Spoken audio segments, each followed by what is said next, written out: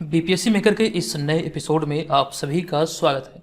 आज है 8 जुलाई 2022 और आज के इस वीडियो में 8 जुलाई 2022 से संबंधित बिहार करंट अफेयर्स और साथ ही राष्ट्रीय और अंतर्राष्ट्रीय घटनाओं से करंट अफेयर्स के जितने भी प्रश्न बनेंगे संबंधित सारी जानकारी विस्तार पूर्वक यहाँ पर आपको दिया जाएगा। ये बिहार में आयोजित होने वाले आपके सभी प्रतियोगी परीक्षाओं के दृष्टिकोण से समान रूप से महत्वपूर्ण है, तो रेगुलर बेसिस पर आप यहाँ पर अपनी तैयारी को बेहतर तरीके से कर सकते हैं। हम यहाँ पर आ चुके हैं पिछले वीडियो के प्रश्न पे। ये प्रश्न हमने आपको पिछले वीडियो में पूछा था। ये प्रश्न था कि हाल ही में भारत के किस राज्य में मंदिरों व मठों का पंजीकरण यानी कि रजिस्ट्रेशन कराना अनिवार्य कर दिया गया है। इसकी कंप्लीट जानकारी हमने आपको पिछले वीडियो में दिया था और आपको बताया था इस तरह का पहल करने वाला बिहार भारत का पहला राज्य है। तो ऑप्शन नंबर ए यहाँ पर इस प्रश्न का हमारा राइट आंसर था। बिहार की प्रतियोगी परीक्षाओं के लिए 2021 का बिहार स्पेशल करंट अफेयर्स का वार्षिकांक लॉन्च हुआ है। इस वीडियो के डिस्क्रिप्शन में इसका लिंक है, आप वहां से जाकर इस पीडीएफ फाइल को प्राप्त कर सकते हैं। हम यहाँ पर चलेंगे आज के इस वीडियो के पहले प्रश्न पे, लेकिन उससे पहले आपको बता दूं कि हमारे जितने भी स्टडी मटेरियल और जितने भी हमारे नोट्स वगैरह हैं सभी के सभी आप वीडियो के डिस्क्रिप्शन में दिए गए लिंक और साथ ही साथ बीपीएससी मेकर ऐप के थ्रू प्राप्त कर पाएंगे। तो जो लोग भी हमारे कंटेंट को प्राप्त करना चाहते हैं या फिर करंट अफेयर्स का जो भी सीरीज है, जो भी मटेरियल आप प्राप्त करना चाहते हैं, बीपीएससी मेकर ऐप को डाउनलोड कर सकते हैं। आज के इस वीडियो का हमारा पहला और सबसे महत्वपूर्ण प्रश्न है। यह प्रश्न है कि बिहार विधानसभा परिसर में बने शताब्दी स्मृति स्तंभ का उद्घाटन करने के लिए 12 जुलाई 2022 को प्रधानमंत्री नरेंद्र मोदी पटना आ रहे हैं। प्रश्न पूछा गया है कि बताएं कि बिहार विधानसभा के स्पीकर वर्तमान में कौन है। 12 जुलाई 2022 को प्रधानमंत्री नरेंद्र मोदी पटना आ रहे हैं और यहाँ पर शताब्दी स्मृति स्तंभ का उद्घाटन करेंगे समारोह के दौरान। और प्रश्न यहाँ पे बना है कि वर्तमान में बिहार विधानसभा के स्पीकर कौन है। तो राइट आंसर होगा हमारा ऑप्शन नंबर ए, वर्तमान में विजय सिन्हा बिहार विधानसभा के स्पीकर हैं।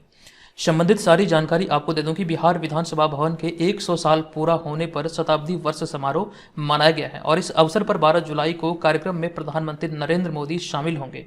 और बिहार विधानसभा के इतिहास में नरेंद्र मोदी पहले प्रधानमंत्री होंगे जो किसी कार्यक्रम में शामिल होंगे।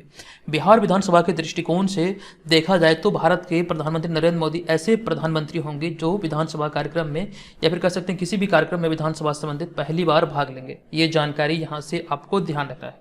अब यहाँ पर आगे हमने बिहार विधानसभा से जुड़ी हुई कुछ इंपॉर्टेंट जानकारी को यहाँ पर शामिल किया है। कई बार यहाँ से आपके एग्जाम में प्रश्न बने हैं, तो ध्यानपूर्वक सभी चीज़ों को देखिएगा। यहाँ पे हमने आगे ये लिखा है कि बिहार विधानसभा में कुल 243 सीटें हैं, जिनमें कि 38 सीटें अनुसूचित जाति और 2 सीटें अनुसूचित जनजाति वर्गों के लिए आरक्षित है। ये ध्यान रखना है। और अभी हाल ही में 8 मार्च 2022 को अंतर्राष्ट्रीय महिला दिवस के अवसर पर एक करंट अफेयर्स का प्रश्न बना था विधानसभा से संबंधित। ये देख लीजिए, यहाँ पर हमने ये लिखा कि हाल ही में 8 मार्च 2022 को मनाई गई अंतर्राष्ट्रीय महिला दिवस पर बिहार विधानसभा में विधायक ज्योति देवी को विधानसभा स्पीकर की जिम्मेदारी दी गई थी या फिर सौंपी गई थी। 8 मार्च 2022 को महिला सशक्तिकरण की दिशा में ये कदम उठाया गया था और यहाँ से ये संबंधित सारी जानकारी नोट कर लीजिए। अब यहाँ पर मैं एक प्रश्न आपसे पूछ रहा हूँ, यहाँ पर थोड़ा सा जगह का अभाव था इसलिए यहाँ पर ऐड नहीं किया गया, तो मैंने सोचा ये प्रश्न आप लोगों से ही पूछ लूंगा। ये प्रश्न यहाँ पर मैं आपसे ये पूछना चाह रहा हूँ कि बिहार विधानसभा की स्थापना कब हुई थी।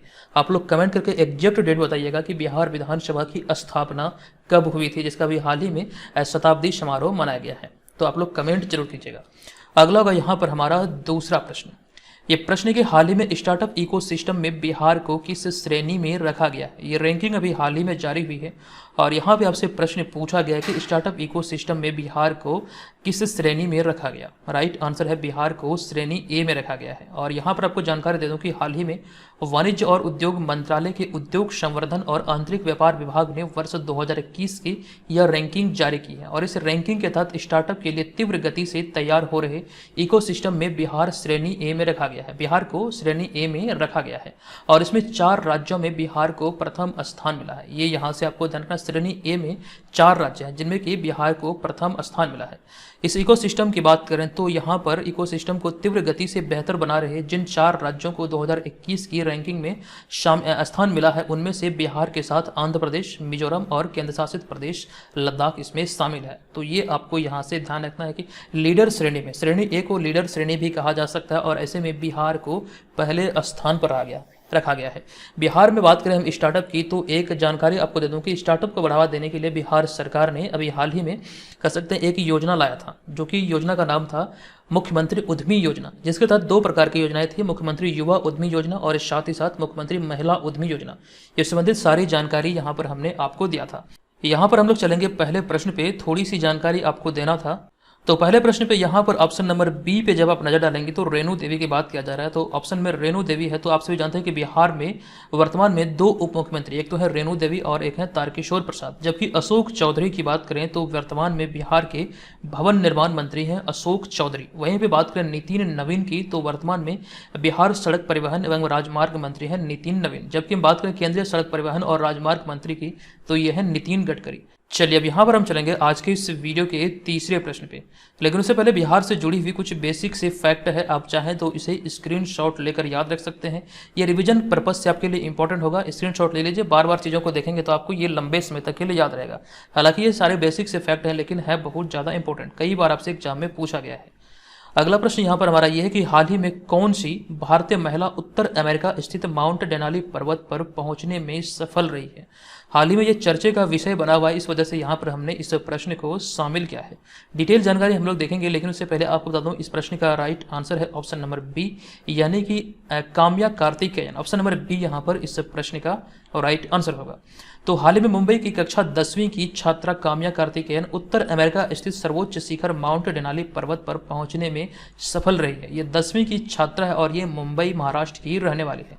आप यहाँ पर इन्हें इस इमेज में देख सकते हैं और इस पर्वत का नाम ध्यान रखिए, ये उत्तर अमेरिका में स्थित है माउंट डेनाली पर्वत, जहाँ पर ये पहुंचने में या फिर चढ़ने में, चढ़ाई करने में सफल रही है। आगे हम बात करें 20,310 फीट ऊंचे इस शिखर पर विजय प्राप्त करने वाली सबसे कम उम्र की भारतीय महिला है। ये यहाँ से आपको ध्यान रखना है। भारतीय महिला कैटेगरी की बात करें या फिर भारतीय की बात करें तो ये सबसे कम उम्र में मतलब इस पर्वत पर चढ़ाई की है। आगे हमने यहाँ पर डेनाली पर्वत के बारे में कुछ पॉइंट लिखा है कि डेनाली पर्वत को माउंट मैकिनली के नाम से भी जाना जाता है, जो कि संयुक्त राज्य अमेरिका या फिर उत्तरी अमेरिका महाद्वीप का सबसे ऊंचा पर्वत है और यह संयुक्त राज्य अमेरिका के अलास्का राज्य में स्थित है। ये कह सकते हैं इस क्षेत्र का उत्तरी अमेरिका महाद्वीप या फिर इस क्षेत्र का सबसे ऊंचा पर्वत है। यहाँ पर इसी से मिलता जुलता एक प्रश्न ये भी पूछा जा सकता है कि अमेरिका का जो सबसे लंबी पर्वत श्रृंखला है इसका नाम क्या है। तो एंडीज पर्वतमाला जो कि यहाँ की सबसे लंबी पर्वत श्रृंखला है, ये भी आप लोगों को नोट करना है। अब यहाँ पर अगला है चौथा प्रश्न। ये प्रश्न कि हाल ही में किस देश के वैज्ञानिकों ने कोरोना की तेजी से जांच करने हेतु कोविड कंप्यूटर टेस्ट, यहाँ पे देखिए टेस्ट आप लोग जोड़ लीजिए, टेस्ट विकसित किया है। किस देश के वैज्ञानिकों के द्वारा कोरोना की जो मतलब जांच हो रही थी, तो ऐसे में जांच को तेजी में लाने के लिए जांच में कोविड कंप्यूटर टेस्ट विकसित किया है। तो राइट आंसर होगा हमारा ऑप्शन नंबर डी, यानी कि ब्रिटेन। आपको जानकारी यहाँ पर दे दूं कि ब्रिटिश शोधकर्ताओं ने एक ऐसा नया आर्टिफिशियल इंटेलिजेंस टूल बनाया है जो कि कोविड-19 का तेजी से पता लगा सकता है। यह एक सॉफ्टवेयर सीने के सीटी स्कैन का विश्लेषण करता है तथा रोग की सटीक जानकारी हेतु डीप लर्निंग एल्गोरिथम का इस्तेमाल करती है, जिसके माध्यम से यहाँ पर यह पता लगाया जा सकता है कि कोई व्यक्ति कोरोना पॉजिटिव है या फिर नहीं। ये मतलब कह सकते हैं एक फास्टेस्ट प्रक्रिया है जो कि भी हाल ही में ब्रिटेन के शोधकर्ताओं द्वारा ये मतलब कह सकते हैं विकसित किया गया है। हालांकि वर्तमान समय की बात करें तो वर्तमान समय में कोविड-19 की जो जांच हो रही है आरटी-पीसीआर टेस्ट से की जाती है, लेकिन यहाँ पर इसमें कुछ कमियां हैं। कई बार यहाँ पर टेस्ट में कह सकते हैं रिपोर्ट जो आता है ये गलत भी आ जाता है, जिससे रोगी का इलाज प्रभावित हो जाता है। इलाज मतलब कह सकते हैं अगर टेस्ट गलत तरीके से आएगा तो स्वाभाविक बात है कि इलाज में थोड़ी सी यहाँ पर डिफरेंस भी देखने को मिलेगा। लेकिन वहीं पे हम इस सॉफ्टवेयर की बात करें जो कि ब्रिटिश शोधकर्ताओं द्वारा विकसित किया गया है, तो आपको ध्यान रखना यह सॉफ्टवेयर 97.86% सटीक परिणाम देता है। तो ये सारी बातें यहाँ से आपको ध्यान रखना। वैज्ञानिकों का दावा है कि लगभग 97 या फिर कह सकते हैं लगभग 98% यहाँ पर सटीक परिणाम मिलता है। नेक्स्ट होगा हमारा पांचवा प्रश्न। ये प्रश्न की हाल ही में स्वामी विवेकानंद की पुण्यतिथि कब मनाई गई है। इंपॉर्टेंट प्रश्न है। अभी हाल ही में 4 जुलाई 2022 को स्वामी विवेकानंद की पुण्यतिथि मनाई गई है। अब यहाँ पर इस प्रश्न से जुड़े हुए या फिर स्वामी विवेकानंद से जुड़े हुए जो भी इंपॉर्टेंट फैक्ट आपके एग्जाम में बनते हैं उनमें से सभी को यहाँ पर हमने एक जगह सम्मिलित किया है। ये सभी के सभी अपने आप में इंपॉर्टेंट है। तो आपको ध्यान रखना, हाल ही में 4 जुलाई 2022 को स्वामी विवेकानंद की पुण्यतिथि मनाई गई। उनका बचपन के नाम की बात करें तो नरेंद्र नाथ स्वामी विवेकानंद का बचपन का नाम था, जो कि बाद में जाकर स्वामी विवेकानंद इनका नाम पड़ा था। 4 जुलाई 1902 को 39 वर्ष की अल्पायु में उनका निधन हुआ था।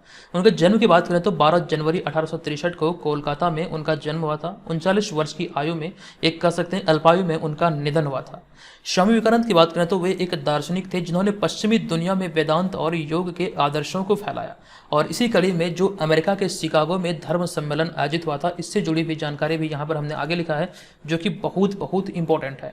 ये वेदांत और योग के दर्शन को जो मतलब देश दुनिया में फैला रहे थे, इसी कड़ी में 1893 में अमेरिका के शिकागो में आयोजित धर्म संसद सम्मेलन में जो भाषण दिया था, इससे पूरी दुनिया में भारत को एक मजबूत पहचान मिला था और स्वामी विवेकानंद को विश्व स्तर पर पहचान मिली थी। ये 1893 के शिकागो सम्मेलन से। ये आपको ध्यान रखना, कई बार ये एग्जाम में पूछा गया, बहुत बहुत इंपॉर्टेंट है। और यहाँ पर जो अगला 2 पॉइंट है, ये भी इंपॉर्टेंट है। उन्होंने बेलूर मठ में गंगा नदी के किनारे रामकृष्ण मिशन की स्थापना की थी। साथ ही वे भारतीय संत रामकृष्ण के प्रमुख शिष्य भी थे। तो स्वामी विवेकानंद से जुड़े हुए इतने सारे फैक्ट आपको याद रखना, ये बहुत इंपॉर्टेंट है, कभी भी किसी भी एग्जाम में पूछे जा सकते हैं।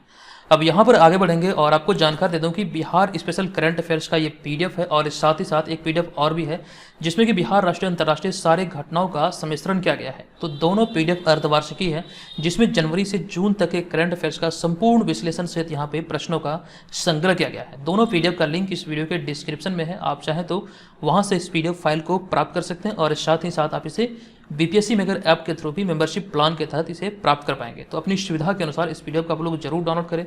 अगर आप इसे पढ़ते हैं तो दोबारा कहीं से भी आपको किसी भी प्रकार की बिहार करंट अफेयर्स या फिर बिहार के प्रतियोगी परीक्षाओं के लिए करंट अफेयर्स की किसी भी नोट्स को पढ़ने की कोई आवश्यकता नहीं है, ये हमारा आपसे वादा है। अब देखिए यहाँ पर हम आज के इस वीडियो के 6ठे प्रश्न पे। ये 6ठा प्रश्न है कि हाल ही में 2022 का ब्रिटिश ग्रांड प्रिक्स का खिताब किसने जीता है। तो 2022 का ब्रिटिश ग्रांड प्रिक्स का खिताब अभी हाल ही में कार्लोस सेंज ने जीता है। ऑप्शन नंबर ए यहाँ पर इस प्रश्न का राइट आंसर होगा। आप यहाँ पर कार्लोस सेंज को इस इमेज में देख सकते हैं। आपको जानकारी दे दूं कि फरारी के जो ड्राइवर हैं कार्लोस सेंज ने ब्रिटिश ग्रांड प्रिक्स 2022 में अपनी पहली फार्मूला 1 जीत दर्ज की है। यह यहाँ से जान के फरारी के ये ड्राइवर हैं जिनका नाम है कार्लोस सेंज। यहाँ पर आगे हमने लिखा कि इसमें दूसरे स्थान पर रेडबुल के ड्राइवर सर्जियो पेरेज और साथ साथ तीसरे स्थान पर मर्सिडीज के ड्राइवर लुइस हैमिल्टन रहे। तो ये क्रम यहाँ से पहला, दूसरा और तीसरा का याद रखना है। अगले पॉइंट में हमने ऑस्ट्रेलियन ग्रैंड प्रिक्स के बारे में चर्चा किया है कि हाल ही में 10 अप्रैल 2022 को संपन्न फार्मूला 1 कार रेस ऑस्ट्रेलियाई ग्रैंड प्रिक्स 2022 का खिताब फेरारी के चार्ल्स लेक्लर्क ने जीता है। ये जानकारी भी हमने आपको विस्तार से दिया था। ये बहुत इंपॉर्टेंट है, इस टॉपिक से कई बार एग्जाम में प्रश्न बने हैं। अगला 7वां प्रश्न है कि फेमिना मिस इंडिया 2022 का खिताब किसने जीता है। तो इस वर्ष 2022 में फेमिना मिस इंडिया का खिताब जीता है सिनी शेट्टी ने। तो ऑप्शन नंबर सी यहाँ पर इस प्रश्न का राइट आंसर होगा। ये कर्नाटक की रहने वाले, आप यहाँ पर इन्हें इस इमेज में देख सकते हैं। आपको जानकारी दे दूं कि फेमिना मिस इंडिया 2022 का खिताब इस बार यानी कि 2022 में कर्नाटक की सिनी शेट्टी ने अपने नाम किया है, और उन्होंने 31 फाइनलिस्ट को मात देकर इस खिताब को अपने नाम किया है, और वह अब 71वें मिस वर्ल्ड प्रतियोगिता में भारत का प्रतिनिधित्व करेगी। तो ये जुड़ी हुई जानकारी है जो कि नोट करना है। और यहाँ पर अगला पॉइंट है कि सिनी शेट्टी को फेमिना मिस इंडिया वर्ल्ड 2022 का ताज उनकी पूर्ववर्ती मिस इंडिया 2020 से मानसा, यहाँ पर देखिए मानसा लिखा गया, एक्चुअली में मानसा होना चाहिए, तो मानसा वाराणसी द्वारा मुंबई में जियो वर्ल्ड कन्वेंशन सेंटर में पहनाया गया। 2020 की जो मतलब विजेता रही थी मानसा वाराणसी, इनके द्वारा भी हाल ही में ये सिनी शेट्टी को ये ताज पहनाया गया। आगे हमने फेमिना मिस इंडिया 2022 के फर्स्ट रनरअप की बात किया है, तो राजस्थान के रूबल शेखावत फर्स्ट रनरअप रही। तो ये जानकारी यहाँ से आपको ध्यान रखना कि दूसरे स्थान पर रही राजस्थान की रूबल शेखावत। अगला है 8वां प्रश्न। ये प्रश्न है कि किस भारतीय को यूके की संसद द्वारा आयुर्वेद रत्न पुरस्कार से सम्मानित किया गया है। इंपॉर्टेंट प्रश्न है, और इस प्रश्न का हमारा राइट आंसर होगा तनुजा नेसारी। आपको ध्यान देना है, इस प्रश्न का राइट आंसर है ऑप्शन नंबर डी। तो अखिल भारतीय आयुर्वेद संस्थान के निदेशक तनुजा नेसारी को यूके की संसद द्वारा आयुर्वेद रत्न पुरस्कार से सम्मानित किया गया। इनका नाम है तनुजा नेसारी, आप यहाँ पर इनको इस इमेज में देख सकते हैं। और यहाँ पे हमने आगे लिखा कि यूके के भारतीय पारंपरिक विज्ञान परिसर दलीय संसदीय समूह ने भारत और विदेशों में आयुर्वेद के विकास को बढ़ावा देने में उनके योगदान को मान्यता देते हुए यह पुरस्कार उन्हें प्रदान किया है। इनका नाम याद रखिए, तनुजा नेसारी।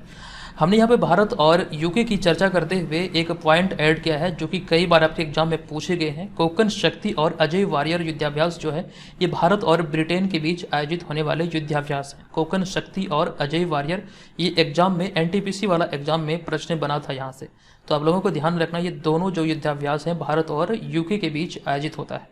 अगला होगा हमारा 9वां प्रश्न। ये प्रश्न कि हाल ही में भारत के किस पूर्व गोलकीपर का निधन हो गया है, तो इनका नाम है EN सुधीर, अर्थात ऑप्शन नंबर बी यहाँ पर इस प्रश्न का राइट आंसर होगा। तो 1970 के दशक में भारत के लिए गोलकीपर के रूप में खेलने वाले भारत के पूर्व अंतर्राष्ट्रीय खिलाड़ी EN सुधीर का गोवा में निधन हो गया है। कई बार देखा गया कि इस तरह के भी प्रश्न एग्जाम में बने हैं।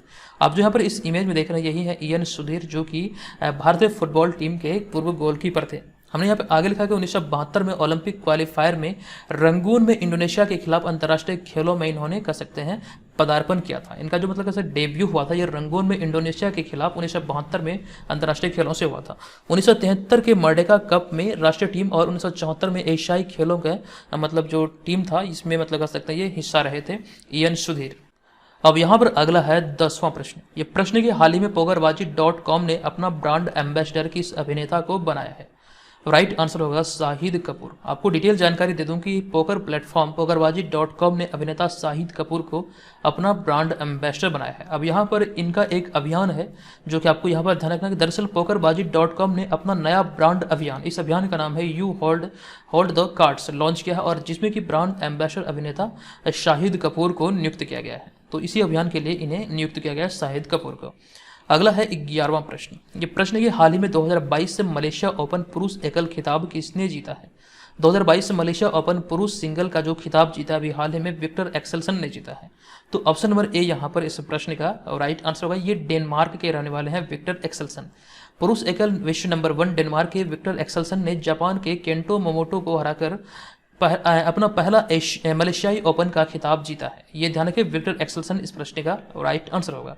और वहीं पे बात करें थाईलैंड के रत्चानोक इंतानोन ने कड़े मुकाबले में चीन की ओलंपिक स्वर्ण पदक विजेता चेन युफेई को हराकर महिला एकल का खिताब अपने नाम किया है। तो पुरुष और महिला वर्ग में दोनों को यहाँ से मतलब दोनों कैटेगरी में आपको यहाँ से याद रखना है। कोई भी कैटेगरी आपसे एग्जाम में पूछा जा सकता है। यहाँ पर नाम थोड़ा सा अटपटांग है। थाईलैंड के रत्चानोक इंतानोन ने कड़े मुकाबले में चीन के ओलंपिक स्वर्ण पदक विजेता चेन युफेई को हराकर महिला एकल का खिताब जीता। ये थाईलैंड के खिलाड़ी है जिन्होंने ये महिला एकल का खिताब अपने नाम किया है।